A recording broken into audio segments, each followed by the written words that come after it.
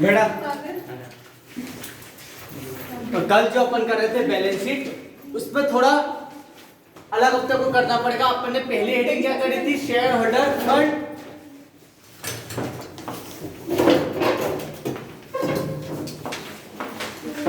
Share holder fund. अभी items मत याद करो, सबसे पहले याद करो शेयर होल्डर फंड में कितनी सब हेडिंग थी, कितनी थी इसकी हेडिंग? तीन हेडिंग थी इसके अंदर। तीसरा समझो ये पिताजी और इनके बेटे तीन है। पहले का नाम क्या है, शेयर कैपिटल। दूसरे का नाम रिजर्व एंड सरप्लस, सरप्लस। और तीसरे का नाम क्या है, money received, application money received, money received again share warrant की पेंडिंग अलॉटमेंट है। अच्छा again share warrant, share warrant, ठीक है। क्यों? अच्छा रिसीव्ड, रिसीव्ड, ठीक है। तो याद रखना है तीन है इसके पास, share capital, reserve and surplus and application money received, share allotment, ठीक है। अगेंस्ट वारंट, शेयर वारंट, ठीक है। शेयर वारंट किसको इशू किए जाते हैं, कंपनी के डायरेक्टर्स को इशू किए जाते हैं, जबकि शेयर्स पब्लिक को इशू किए जाते हैं, ठीक है। शेयर कैपिटल अगर आपको ये पता सर ये सब हेडिंग है और उसकी मेन हेडिंग क्या, शेयर होल्डर फंड, तो अब इसके अंदर तो आप आसानी से बता सकते हो कितनी शेयर कैपिटल होती है, authorised capital, issued capital, subscribe capital, paid up capital, यही है ना इसके अंदर। तो सारी कैपिटल सब अपन इसमें ले लेंगे। कौन कौन सी सर, इशूड कैपिटल, कितनी कैपिटल इशूड करी है, कितनी लोगों ने सब्सक्राइब करी, लोगों ने लिए, कितनी कैपिटल कॉल्ड करी, कॉल्ड अप कैपिटल या पेड अप कैपिटल करो उस पे, कितनी लोगों ने पेड करी, पेड अप कैपिटल। और इसमें से लेस क्या कर देते हैं हम, calls in arrear, calls in arrears, arrears. तो ये हो गया, समझे। यहाँ पर हम परिवार बना रहे हैं कि भैया शेयर होल्डर फंड पिता है, इसके तीन बेटे, share capital, reserve and surplus and application money receive against share warrant, है ना। ये इसके बच्चे शेयर कैपिटल के, वो दादाजी, है ना। कितने, तीन और एक चौथा माइनस में चल रहा है। Issued capital, subscribe capital, paid up capital, less कर देते कॉल्स इन एरियर। तो यहाँ पे पता, रिजर्व एंड सरप्लस नाम से पता चल गया रिजर्व, तो कितने रिजर्व है, general reserve, capital reserve,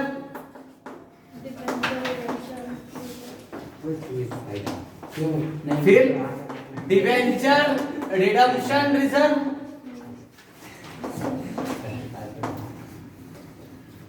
reserve.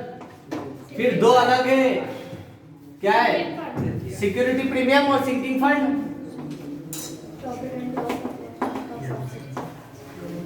Premium and sinking fund, sinking fund. And बेटा सरप्लस का मतलब एनपीओ में अपन ने पढ़ा था, सरप्लस का प्रॉफिट होता है, इसको बोल देंगे हम प्रॉफिट एंड लॉस अकाउंट का प्रॉफिट है। मतलब रिजर्व एंड सरप्लस के 6 बच्चे, ठीक है। नाम से पता चल गया सब, रिजर्व रिजर्व रिजर्व तो लगा ही है। तो जहां पर आ जाए क्या रिजर्व, चाहे वो कैपिटल रिजर्व हो, है ना, जनरल रिजर्व हो या डिवेंचर रिडम्पशन रिजर्व हो, वो खुद ही बोल रहा मैं क्या हूँ, रिजर्व हूँ। बस दो पता मुझे, सिक्योरिटी प्रीमियम, प्रीमियम क्या होती है, जब शेयर कंपनी अपने शेयर को फेस वैल्यू से ज्यादा पे शूट करती है, मतलब वो ज्यादा पैसा मांग रही है, तो ज्यादा पैसा कंपनी कहां पे ट्रांसफर कर देती? रिजर्व पे। ये भी रिजर्व है। सिंकिंग फंड मतलब रिडम्पशन करने के लिए पैसा बाहर निवेश कर रखा है, ये भी रिजर्व है। और प्रॉफिट एंड लॉस सरप्लस है, ठीक है। और इसकी शादी नहीं हुई कुछ भी नहीं है इसका, ठीक है। हाँ एक और आ रहा है, बस ये दो है ना? तो हमें बस इतना ध्यान रखना सर, शेयर होल्डर फंड 3 है, इसके अंदर आएगा share capital, reserve and surplus और application money receive against share warrant, बस 3। अब जैसे आप शेयर कैपिटल के अंदर ध्यान रहेगा, हमने इतने शेयर कैपिटल वाले क्वेश्चन करे कि कंपनी एक्स लिमिटेड इसने इश्यूड करे थे पब्लिक में इतने शेयर, इतने लोगों ने सब्सक्राइब करे, कितना अलॉटमेंट एप्लीकेशन का पेड हुआ है, तो एक सबसे जुड़े हुए हैं। और एक ये हो गया, तो क्यों नहीं होगा? ये हो गए हेडिंग, सब हेडिंग और आइटम्स इसके। वैसे अब नॉन करंट लायबिलिटीज पे देखो कितनी सब हेडिंग आएगी, इस तरीके से चार्ट बना के देख लो तो हो जाएगा। करंट लायबिलिटीज पे कितनी हेडिंग्स आएगी? सब हेडिंग और इसके अंदर के फिर आइटम्स लिख लो, ठीक है। अभी तो मेन है आपको हेडिंग और सब हेडिंग याद करो, आइटम्स तो बाद में, पहले हेडिंग और सब हेडिंग स्ट्रॉन्ग होनी चाहिए आपकी, हो जाएगा चैप्टर बहुत आसानी से हो जाएगा। इक्विटी एंड लायबिलिटीज की हेडिंग हो जाने के बाद अब अपनी अगली हेडिंग क्या थी? असेट्स। असेट्स की नॉन करंट असेट्स।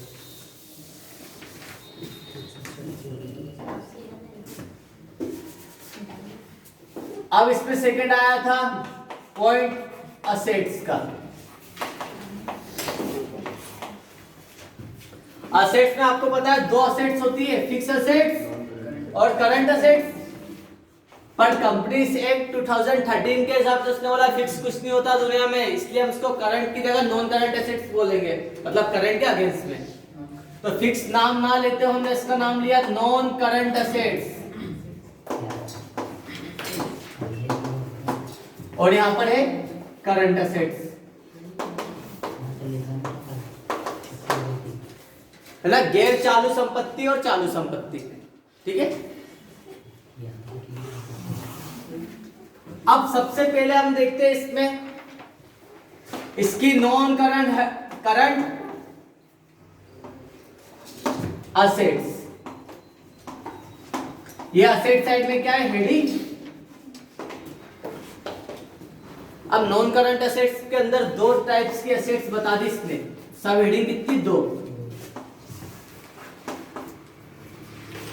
दो ही होगी शायद, देखना पड़ेगा, दो से ज्यादा तो नहीं है। 3 हेडिंग, 4 हेडिंग है इसमें।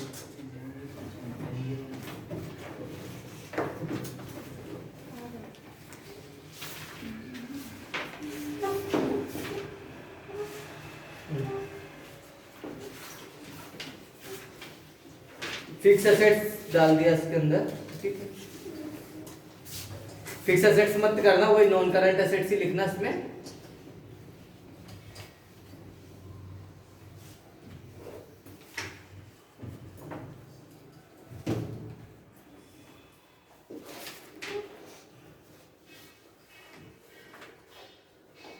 बेटा हेडिंग तो इसके अंदर ज्यादा है, 1 है ना, 2 3 4 5 दे दी इसमें, ठीक है। 5 ना करते हो अपन, पहले जो आनी है ज्यादा, ये 2 ही आएगी। टेंजिबल इंटेंजिबल असेट्स ज्यादा आती है इसमें। चलो देखते कितनी क्या क्या हेडिंग है।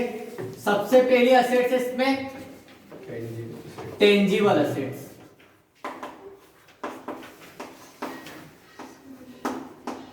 दूसरी है इंटेंजिबल।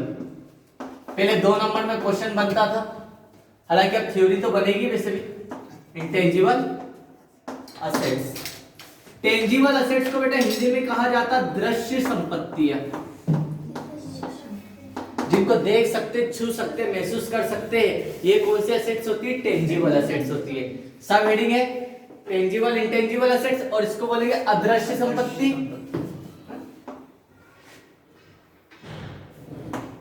इधर ही कर रहा हूं, अदृश्य संपत्तियां, जिसको देख नहीं सकते, छू नहीं सकते, लेकिन बिजनेस में इनका मतलब योगदान रहता है, होती है बिजनेस में।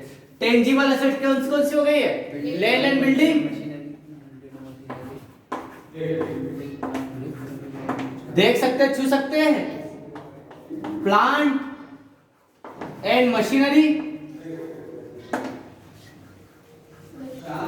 व्हीकल्स, फर्नीचर एंड फिक्चर्स भी बोल सकते हैं इसको। और क्या है जिसको देख सकते, छू सकते हैं? कैश, कैश करंट एसेट्स आती है बेटा, नॉन करंट में नहीं होती। लीज होल्ड प्रॉपर्टी ना, लीज होल्ड प्रॉपर्टी पट्टे पे ली गई संपत्ति, lease hold properties and office equipment, office के कोई औजार है, office equipment.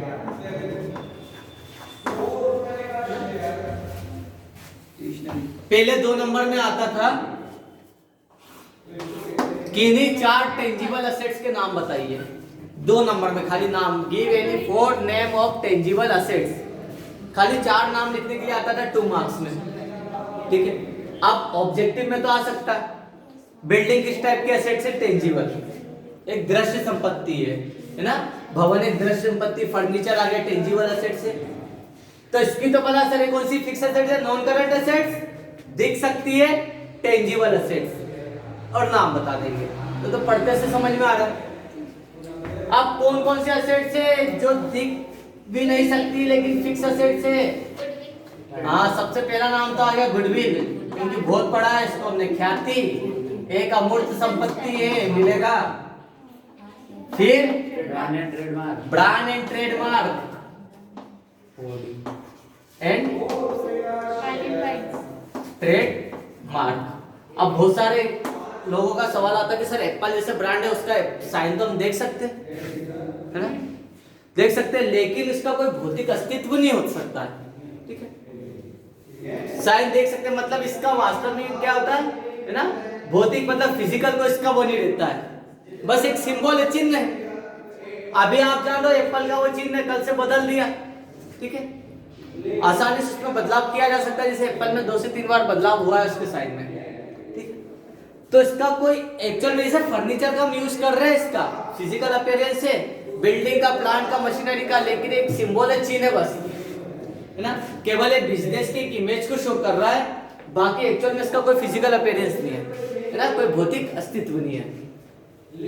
Brand and trademark के बाद पेटेंट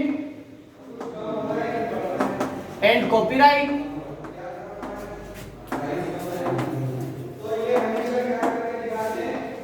फिर क्या कर सकते हैं, लाइसेंस या कंप्यूटर सॉफ्टवेयर कर लो पहले, कंप्यूटर सॉफ्टवेयर कंपनी की क्या है, नॉन करंट एसेट से दिख नहीं सकती, छू नहीं सकते, है ना, जैसे माइक्रोसॉफ्ट ऑफिस है, एमएस ऑफिस है, एक्सेल है, या ये कंप्यूटर सॉफ्टवेयर अंदर वर्क तो कर रहे हैं, लेकिन इनका कोई फिजिकल अपीयरेंस उसको अंदर से नहीं छू सकते, करंट खा जाओगे खोल के छूओगे तो, है ना, ये कंप्यूटर सॉफ्टवेयर है। और क्या हो सकता है इसमें, licence and franchisee, licence and franchisee, licence and franchisee, जैसे इसने टीवीएस की फ्रेंचाइजी ले रखी कॉर्नर पे, कि नाम का यूज कर रखा, मतलब ये लाइसेंस ले रखा है 5 साल 10 साल तक के लिए, 10 साल तक इस फ्रेंचाइजी का यूज करेगा, इसको देख नहीं सकता, छू नहीं सकता वो, लेकिन वो एक लाइसेंस है दिखाने का। हम गाड़ी चलाते हैं, लाइसेंस मेरे पास है, ठीक है, मेरे लिए क्या है अभी इंटेंजिबल एसेट से, देख सकता, छू सकता, लेकिन सामने वाला देखे छू नहीं पा रहा है, ठीक है। अब मुझे ये महसूस होता है, ठीक है, कि मेरे पास अधिकार है, मैं चला सकता हूँ गाड़ी, ठीक है। वैसे आपको किसी बिजनेस को लाइसेंस मिल जाता है, ठीक है, इसका मतलब उसको एक अधिकार दे दिया कि वो क्या कर सकता है, उस नाम से बिजनेस चला सकता है। एक प्रमाण है वो तो उसको देख के, ठीक है, लेकिन कोई उसका फिजिकली यूज है क्या, उसका नहीं है, ठीक है, वो तो उसके लिए दुनिया को थोड़ा ना दिखाएगा, वो ला के रख दिया उसने घर पे, ये लगा दिया उसने कहीं दीवार पर, जैसे गुडविल है, ब्रांड एंड ट्रेडमार्क है, वैसे ही सिंबल जैसे चिपका दिया, बाकी फिजिकल इसका कोई यूज नहीं है, ठीक है। बस दुनिया देख के समझ जाएगी कि इसको एक अधिकार है कि चला सकता है इसको। और फिर क्या कर सकते हैं इसमें? माइनिंग राइट्स, है ना, माइनिंग राइट्स, कोयले के खदानों का अधिकार, ये क्या होता है? Mining rights. बताओ बताओ बताओ, जल्दी बताओ बेटा। शब्द पहली बार सुनिए। सर जो कोयला रहता है, हाँ, कोयले की खदान, जो कोयले की खदान है और ये रहती है ना, स्पेस से कौन कोयला वोयला कौन निकालता है ना? गवर्नमेंट नहीं, किसी को टेंडर दे देती है, ये सरकारी खदानें हैं, ठीक है। गवर्नमेंट इसमें से, जैसे आप प्राइवेट कंपनी, आपको कोयला व्यापारी है, आपको उसमें से क्या करना रहता है? आवश्यकता है, तो कंपनी सरकार क्या करती है? आपको माइनिंग राइट्स दे देती है। माइनिंग राइट्स मतलब 5 साल के लिए रखे, 5 साल तक में आप इसमें कितनी भी खुदाई करके कितना भी कोयला निकाल सकते हो, है ना। उपयोग करने का आपको अधिकार दे रखा। जैसे आप माइनिंग राइट्स लेते हो, ठीक है, तो आप कोयले की खदानों से क्या कर सकते हो? कोयला, जो हीरे, जो कुछ निकलता है वो आपका अधिकार होगा। उसके बदले में सरकार 5 साल के लिए आपको क्या करती है? चार्ज दे देती है। इससे बोलते हैं माइनिंग राइट्स, अधिकार दे दिया आपको। रॉयल्टी भी बोल सकते हैं इसको एक तरीके से। सरकारी जमीन पे काम करने के लिए लेते हैं। हाँ, सरकारी जमीन पे काम करने के लिए आपको अधिकार दे दिया। जैसे कुवैत में, इराक में, दुबई में रहता ना कि पेट्रोल है नीचे, पता है, लेकिन उसमें से पेट्रोल निकालने के लिए सरकार से परमिशन लेनी रहती है। ले ली परमिशन, पेट्रोल निकाला कि सरकार ने 5 साल 10 साल के लिए दे दिया, 10 साल तक वो क्या कर सकता है? वहां से पेट्रोल निकाल के एक्सपोर्ट कर सकती वो कंपनियां। इससे बोलते हैं राइट्स, है ना। तो माइनिंग राइट्स बता सकते हो इसमें?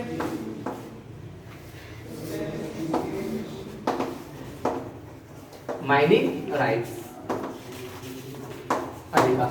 हिंदी मीडियम वाले बेटा इंग्लिश में एग्जांपल दे सकते हैं। ये 2 है जो ज्यादा काम में आते हैं। इसके बाद एक और दे दिया है,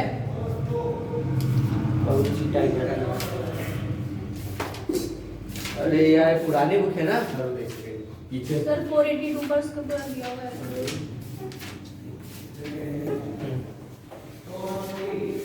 फिर आ गया कैपिटल वर्क इन प्रोग्रेस, इसको मत करना, है ना। इंटेंजिबल असेट्स अंडर डेवलपमेंट, इसको भी मत करो बेटा। ये आता है non current investment. Non current investment, इसको हम लॉन्ग टर्म इन्वेस्टमेंट भी कहते हैं। ये वाला पॉइंट कर लो। सब नहीं करवा रहा, जो काम के वही बता रहा हूं। नॉन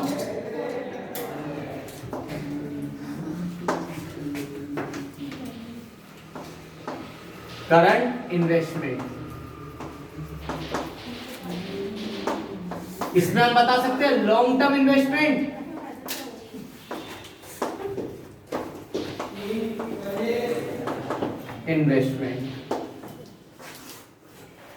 बस। वैसे तो इतना ही आता है, इसके बाद और कुछ दे रखा है। Long term loans in advance, deferred tax assets, ये भी नहीं करना। अदर नॉन करंट असेट्स, ये भी छोड़ दो, ठीक है। ये 3 है जो आपको करना ज्यादा है ना। और अगर डिटेल में पढ़ना तो कर सकते हो, अधिकतर हालांकि आना इसी में से आपको। हाँ, ये लिख लो। तो अपन ये नॉन करंट असेट्स में हो गए। हेडिंग तो टेबल बना के लिखिए, ऐसे ऐसे लिख लो सर, ये हेडिंग है, बाकी ये सब हेडिंग है। सर वैसे लिख रहे जैसे आपने पहले लिखवाया था, फिर कंफ्यूजन होगी। कंफ्यूजन क्या, आपको याद करना पता होना चाहिए सब हेडिंग, है ना। ये ज्यादा इजी लगेगा। सब हेडिंग लिखा ना, हेडिंग सब हेडिंग देख लो ना, 3 कौन कौन सी है, और सब हेडिंग के अंदर आइटम्स लिख दिए अपन ने।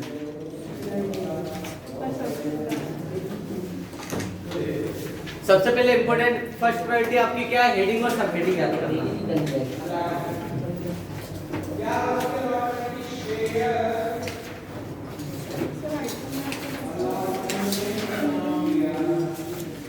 ये पुरानी बुक है, इसमें कुछ चेंज लग रहा है मुझे, बताओ।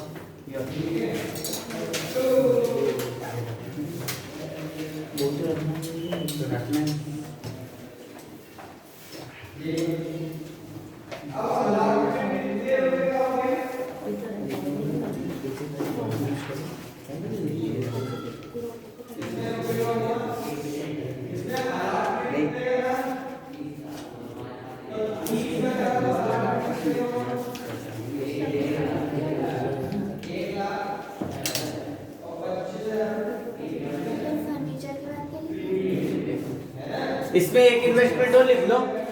अगर भले से आप कंपनी हो, लेकिन मेरी कंपनी ने आपकी कंपनी में भी इन्वेस्टमेंट कर लिया, जैसे मैंने शेयर खरीद लिया आपकी कंपनी के, इक्विटी शेयर खरीद लिए, प्रेफरेंस शेयर खरीद लिए, डिवेंचर खरीद लिए, ये भी कंपनी के क्या होते हैं? Non current investment. तो एक तो ये बता दो, दूसरा बता दो इन्वेस्टमेंट इन शेयर, है ना, बॉन्ड्स एंड डिवेंचर्स। कंपनी ने खरीदे किसी और कंपनी के, मेरी रिलायंस है, मैंने एयरटेल में इन्वेस्टमेंट कर रखा है, तो ये मेरे लिए क्या होगा? Share investment in share, bonds and debentures.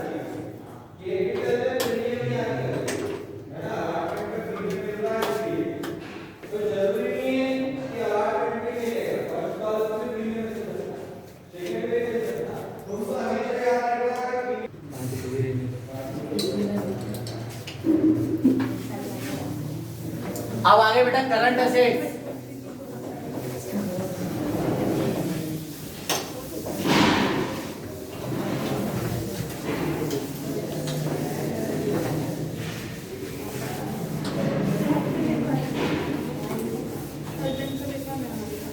मनस्वी ने सही बोला सर, आपको शौक चढ़ रहा है इसलिए साइकिल चला रहे हैं। तो सर अभी शौक नहीं चढ़ रहा है। सही है। बट आप सेकेंड हेडिंग है ये इसकी नॉन करंट, क्या करंट असेट्स। करंट असेट्स को मैं यहाँ पर बता रहा हूँ अच्छे से, ऐसे में लिख देता हूँ, उधर लाइन लिख ली तो ना, अब ऐसे लिख रहा हूँ करंट असेट्स। सर वो वीडियो वाले भी कंफ्यूज होता है।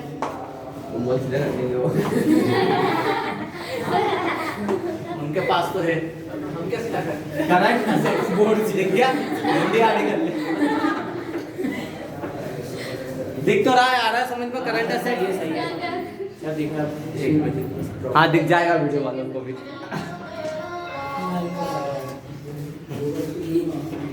बेटा करंट असेट्स में सबसे पहले कौन सी असेट्स आ गई इसमें? Current investment. इसमें अपन ऊपर बता रहे पहली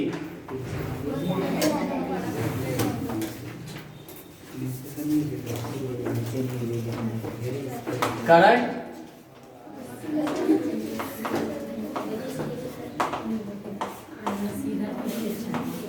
इन्वेस्टमेंट। ये तो हो गए हेडिंग और ये है सब हेडिंग। अब इसके अंदर क्या क्या आएगा? शॉर्ट टर्म इन्वेस्टमेंट, ऐसे इन्वेस्टमेंट जो एक साल के अंदर ही कैश में कन्वर्ट हो जाएंगे।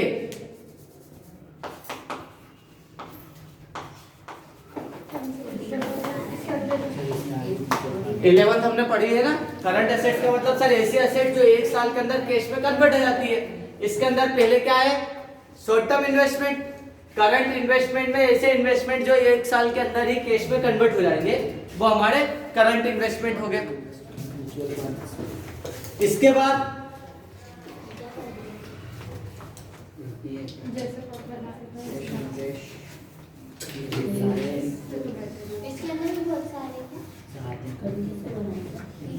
इतना कुछ नहीं करना, बस इतना ध्यान रखना, शॉर्ट टर्म इन्वेस्टमेंट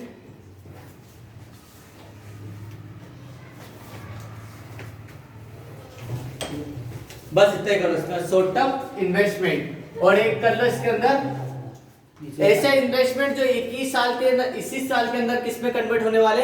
कैश में कन्वर्ट होने वाले। लाइक नहीं, बिल्स पेबल्स वो तो करंट लायबिलिटीज में जाएगी, ठीक है, ट्रेड पेबल्स में जाएंगे। इसके अंदर हम बता सकते हैं शॉर्ट टर्म इन्वेस्टमेंट और नहीं, बस यही रखो, एक ही काफी है ना, एक ही आइटम याद रखो, काफी इसके अंदर। फिर दूसरा आता है इसके अंदर क्या? Trade, sorry, inventories. इन्वेंट्रीज को क्या कहते हो? 11th में बता चुका हूं। आगे आपको स्टॉक शब्द कम सुनने को मिलेगा, टेली में आता है इन्वेंट्रीज। इन्वेंट्रीज का मतलब होता है स्टॉक, ठीक है। कितने प्रकार के इसके अंदर? 7 प्रकार के पहला है रॉ मटेरियल स्टॉक में 3 था, raw material, work in progress और फिनिश गुड्स। Raw material. दूसरा वर्क इन प्रोग्रेस और तीसरा है फिनिश गुड्स।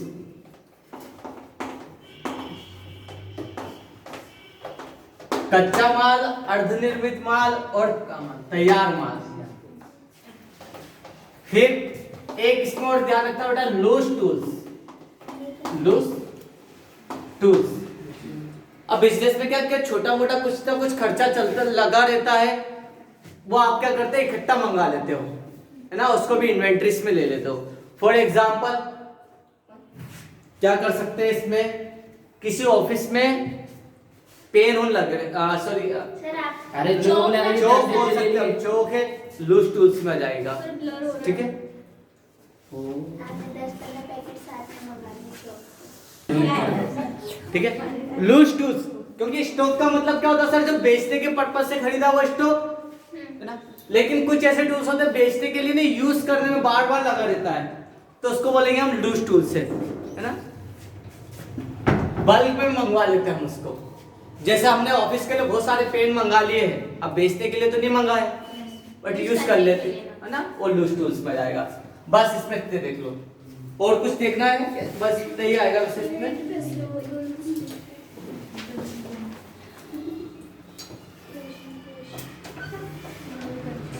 अब कितने टाइटल बचे हैं? बस अभी रुको। तो इसमें 2 ही होंगे, इसमें 6 हैं। फिर आया बेटा ट्रेड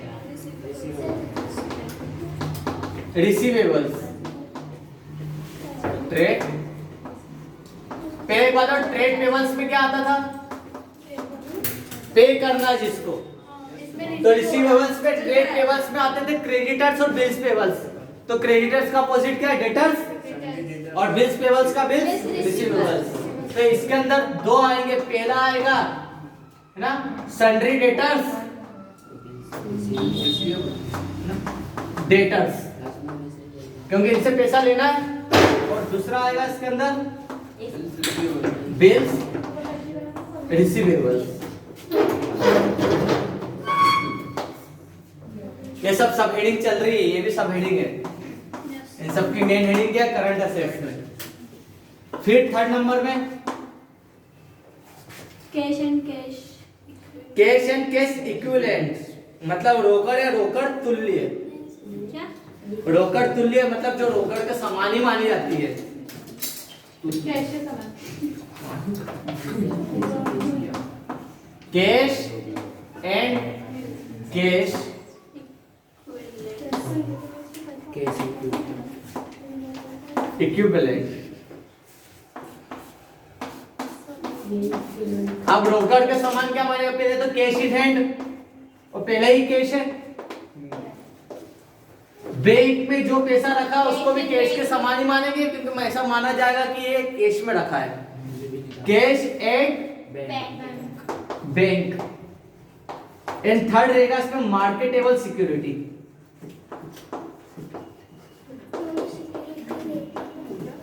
सिक्योरिटीज बेटा ऐसी प्रतिभूतियां जो इसको हम आज मार्केट में बेचने जाए तो आज कैश में कन्वर्ट हो जाए, इसे बोलते हैं मार्केटेबल सिक्योरिटीज। फॉर एग्जांपल आपके घर में कैश तो रखा है, ठीक है, बैंक में भी पैसा रखा है, कैश इक्विवेलेंट है, लेकिन सोना रखा है, ये कैश इक्विवेलेंट है, इसको हम आज बेचते जाए तो कैश में कन्वर्ट कर सकते हैं। चांदी रखा है, वैसे बिजनेस में कुछ ऐसी सिक्योरिटीज रखी रहती है इसको हम इमीडिएटली कैश में कन्वर्ट करवा सकते हैं, ये 1 महीने के अंदर करा सकते हैं, ठीक है।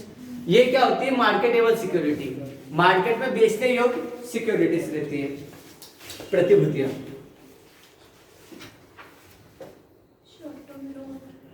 फिर शॉर्ट टर्म लोन्स मत करो, ये वाला पॉइंट हटा दो पूरा। अदर करंट एसेट्स कर लो लास्ट, 5वीं हेडिंग अदर करंट एसेट्स।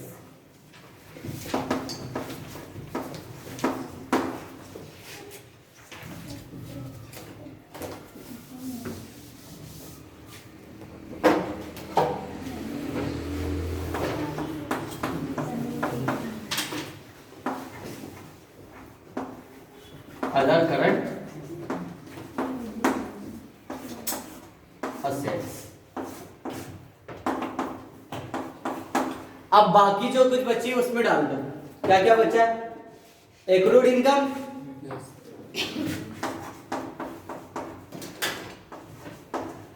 इसको तो अलग कर दो ना। एक्रूड इनकम उपार्जित आय हमारी करंट एसेट से इसमें आ गई है। फिर प्रीपेड एक्सपेंसेस करंट एसेट से ना बनी, प्रीपेड एक्सपेंसेस। फिर और क्या बता सकते हैं इसमें?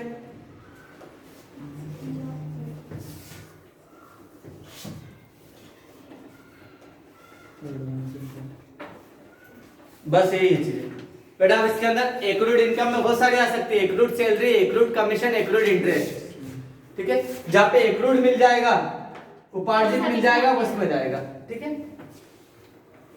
और कुछ हो सकती है क्या इसके अंदर? नहीं, बस इतनी है, यही 3-4 नाम इसमें बन जाएंगे। एडवांस इनकम, एडवांस तो आपकी लायबिलिटी, किसी से आपने एडवांस ले लिया तब तो आपको सर्विस देनी पड़ेगी ना। और आपने सर्विस दे दी, अब पैसा लेना है तो एक्रूड हो गया है। ये सब काम कर चुके हैं, पैसा लेना है हमारी एसेट्स है तो एक्रूड में जाएगा, राइट। सिर्फ प्रीपेड एक्सपेंसेस प्रीपेड हमने पहले पेड कर चुके हैं, अब हमारा अधिकार है उसके ऊपर। मोबाइल में बैलेंस डलवा लिया, 3 महीने की अनलिमिटेड कॉलिंग मैसेज सब पैसा दे चुके, अब प्रीपेड कर दिया है। अब आप 3 महीने तक सर्विस ले सकते हो, एसेट सब हमारी खुद की। ये आ गया।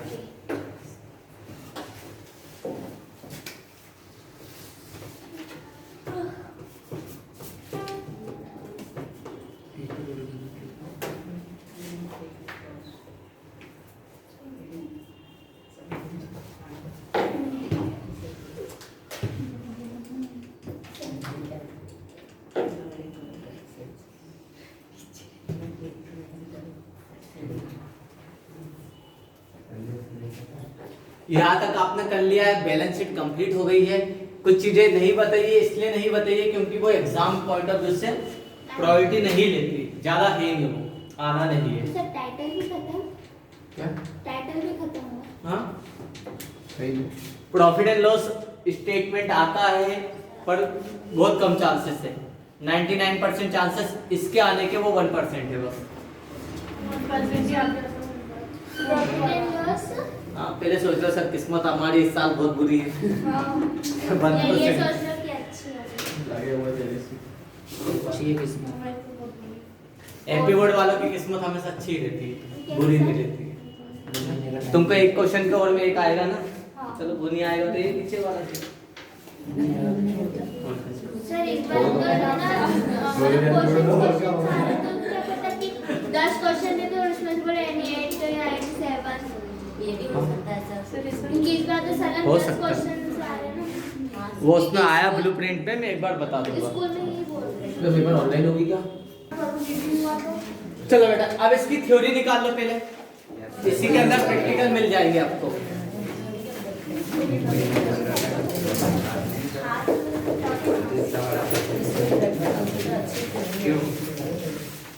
क्वेश्चन इसके इसके थ्योरेटिकल क्वेश्चन।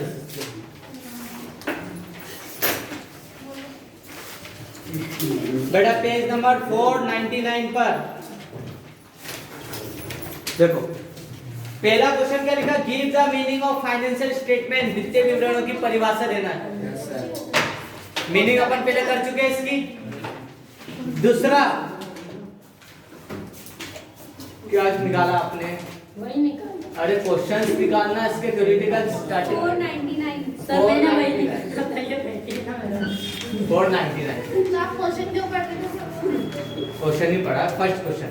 तो बेटा मीनिंग तो बता दोगे पहले फाइनेंशियल स्टेटमेंट की। दूसरा, name the main financial statement of company, company के फाइनेंशियल स्टेटमेंट के नाम। पहला प्रॉफिट एंड लॉस स्टेटमेंट और दूसरा स्टेटमेंट ऑफ फाइनेंशियल पोजीशन मतलब बैलेंस शीट। दो ही बनते हैं, प्रॉफिट एंड लॉस अकाउंट और बैलेंस शीट। तो हमें यहाँ पर बताना पड़ेगा as per companies act 2013 schedule 3 है ना, कंपनी मेनली 2 फाइनेंशियल स्टेटमेंट को बनाती है। पहला बताओगे स्टेट इनकम स्टेटमेंट या statement of profit and loss account, और दूसरा बैलेंस शीट। 475 फिर ऑब्जेक्ट, उद्देश्य, वो मत करना भी, है ना, थ्योरी में रहेगा। फोर्थ वाला, in which form of a company can prepare its balance sheet as per companies act 2013, किसमें, है ना, कौन सा फॉर्म है, शेड्यूल 3, ये लिखा है इसके ऊपर। According to section 129. तो सर ये पूरा पहला आ जाएगा वो 3 बेटा। का। शेड्यूल 3 पार्ट 1 सेक्शन 129 पे, है ना, पेज नंबर मत निकालो, उसमें कोई इतना खास नहीं है, ऑब्जेक्टिव में आ सकता है, वहां पर भी ऑब्जेक्टिव पढ़ोगे उसमें हो जाएगा। 5वें नंबर का, give the name of sub heading, sub heading बताना to be show under shareholder fund. Shareholder fund के अंदर कितनी सब हेडिंग आती, 3, share capital, reserve and surplus और money receive against share warrant. बस 3 सब हेडिंग बताना है, 2 नंबर में आता है, या तो फिर आपको ऑब्जेक्टिव में आ सकता है, 1 वर्ड में, फिल इन द ब्लैंक्स में। इसकी डिटेल में रहती है क्या? नहीं, अभी खाली सब हेडिंग लिखना। तो एक 6 वाला देख लेना, सब हेडिंग पता होनी चाहिए आपको।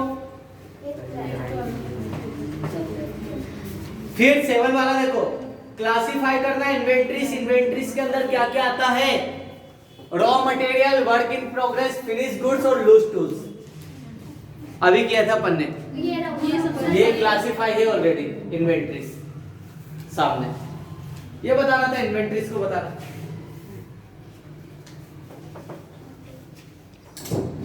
अब what heading are show under the current liabilities, current liabilities के अंदर कौन कौन सी हेडिंग, सब हेडिंग शो होती है। तो कौन सा क्वेश्चन है? 8th वाला 7 के बाद, what heading are show under the head current liabilities, current liabilities के अंदर कौन कौन सी सब हेडिंग शो होगी। पहला है ना, ट्रेड पेबल्स, वही करा था, current liabilities, short term borrowing, short term loans और अदर करंट लायबिलिटीज, 4 सब हेडिंग बता दो, है ना।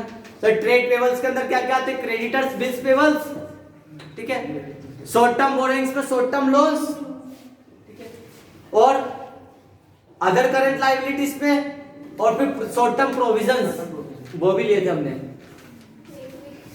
आप देख लेना एक बार, आ जाएगा उसमें समझ लेना। फिर इसके बाद 10 नंबर का,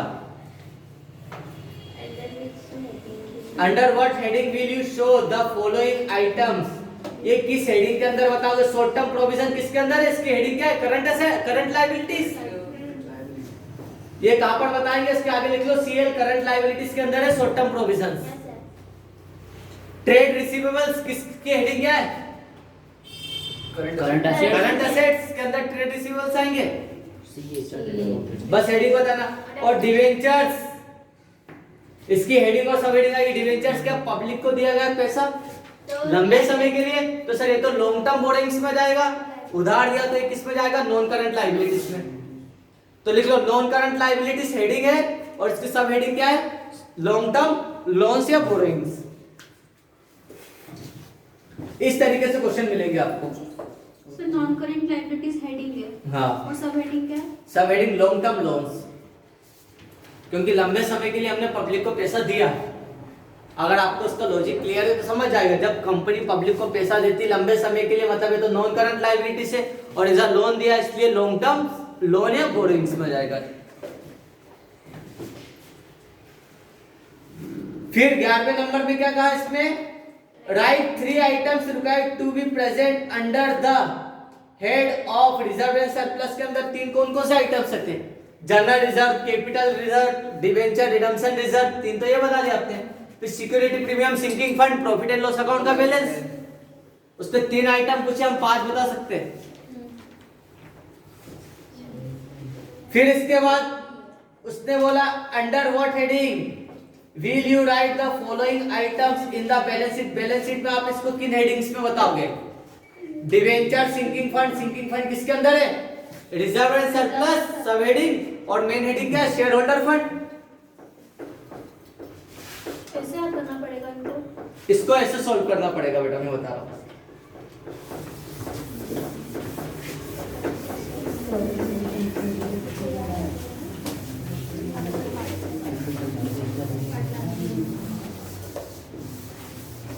अरे भैया इतने क्वेश्चन होंगे, इतनी बार जाएंगे आपको इससे भी पता चल जाएगा।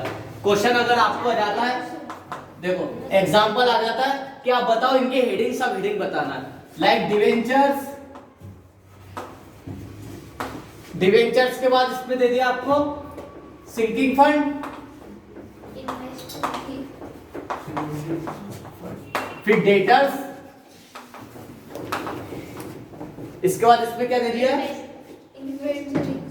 इन्वेंटरीज। इन्वेंटरीज तो अपने आप में सब हेडिंग है करंट एसेट्स की, ठीक है। और इसके बाद क्या बता देता हूं, एक मिनट, वर्क इन प्रोग्रेस। ये तो मैं रैंडमली बता रहा, कितने 2 3 4 बता दिया। और एक और क्वेश्चन ले लो, क्या ले लेते अपन, इशूड कैपिटल।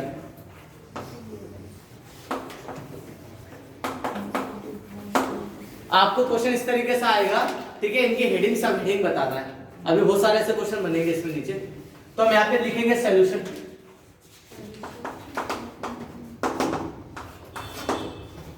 सॉल्यूशन कैसे होगा इसका, ये है सॉल्यूशन इसका। आइटम्स आपको क्वेश्चन में क्या क्या दे रखे वो लिख देंगे। पहला आइटम क्या है, डिवेंचर्स। दूसरा क्या है, सिंकिंग फंड।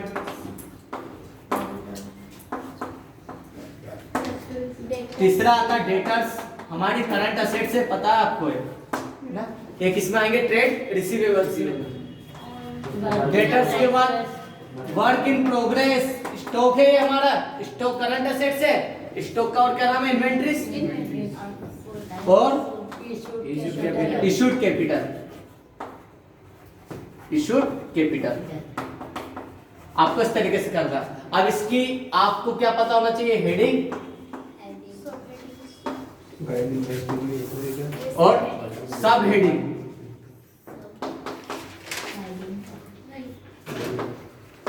सब हेडिंग, इफ एनी, बहुत सारों की सब हेडिंग नहीं होती है, अगर किसी की नहीं होगी तो वो नहीं बताएंगे हम। डिवेंचर, डिवेंचर किसके अंदर आता है, पहले सब हेडिंग देखो, है ना। ये क्या हमारा नॉन करंट एसेट्स है, बुक में मत देखो बेटा, पहले आप इधर ही देखो, नॉन करंट असेट, लायबिलिटी से बेटा, असेट्स नहीं है। पब्लिक को आपने पैसा दिया है ना, ये तो क्या पब्लिक से पैसा लिया है ना आपने, तो पब्लिक को पैसा देना है, लायबिलिटीज आपकी। ये पब्लिक को आपने पैसा दे रखा, कैसा है इसका, लॉन्ग टर्म लोन।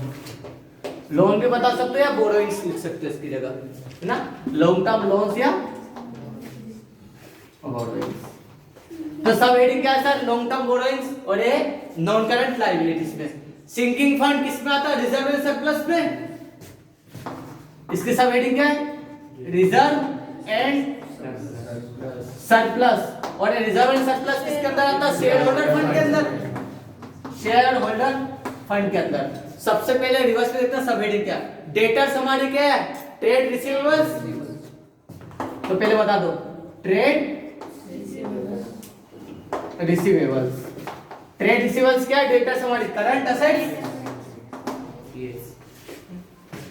स्टॉक ये क्या है, हमारे इन्वेंट्रीज है, इसकी सब हेडिंग है इन्वेंट्रीज। और ये हमारी क्या है, current asset, stock. Issued capital किसमें आएगा, शेयर होल्डर फंड में, शेयर कैपिटल के अंदर, ठीक है। इसकी की हेडिंग क्या है, शेयर कैपिटल में आता है, शेयर कैपिटल में। और शेयर कैपिटल की हेडिंग क्या है, शेयर होल्डर फंड। पूरा लिख देना, बस इतना 5 लिखने का, ये 2 चीजें बताने के 5 नंबर मिलते थे आपको इतने से के। या इसके और में आपको 5 पॉइंट एक्सप्लेन करने आएंगे, तो वो करने से अच्छा ये कर सकते हैं आप। और यही इनमें से, जैसे मैंने बताया ना, 4 में से एक मिलना आपको एग्जाम में, 1 या 2 मिल सकते हैं आपको। तो आपको पता होना चाहिए सर, डेटर्स क्या हमारी करंट असेट्स हेडिंग है, और डेटर्स किसके अंदर आते हैं, ट्रेड रिसीवेबल्स के अंदर, ठीक है। इशूड कैपिटल किसके अंदर आएगी, शेयर कैपिटल के अंदर। शेयर कैपिटल की हेडिंग क्या है, शेयर होल्डर फंड। तो आपको इस तरीके से या इन्हीं को याद कर लो तो भी हो जाएगा। सर अभी आपने नॉन करंट एसेट्स में लिखवाया था इन्वेस्टमेंट इन शेयर बॉन्ड्स और डिवेंचर्स, ठीक है। मैं कंपनी अगर मैंने पब्लिक में इशूड करा है, ठीक है, लाइक मैं कंपनी, मेरा नाम है रिलायंस इंडस्ट्रीज, ठीक है, और रिलायंस ने पब्लिक से पैसा मांगा, इनको उधार मांगा, इनको डिवेंचर दिए, ठीक है, तो इशूड करा मैंने डिवेंचर, तो ये मेरे लिए क्या लायबिलिटीज। लेकिन मैं रिलायंस और मैंने एयरटेल के क्या करे डिवेंचर खरीदे, तो यहाँ पे तो डिवेंचर इन्वेस्टमेंट हो गया और यहाँ पे डिवेंचर इशूड हो गया। तो फिर अब ये दूसरा डिवेंचर हम कैसे क्वेश्चन को स्पेशली कहेगा अगर इन्वेस्टमेंट करेगा तो investment in debentures and shares हाँ, तो फिर में, liability इसमें और खाली डिवेंचर कहे तो इसको हम क्या मानेंगे, पब्लिक में इशूड करा कंपनी ने। पहले ये उतारो और अभी हम कई बार करेंगे, इतनी बार पॉइंट आएगा ना ऐसे ही याद हो जाएगा आपको। करो फटाफट पहले। क्वेश्चन नंबर 10 है, क्वेश्चन नंबर 10 तेरी तो मैंने ऐसे ही बताया एग्जांपल।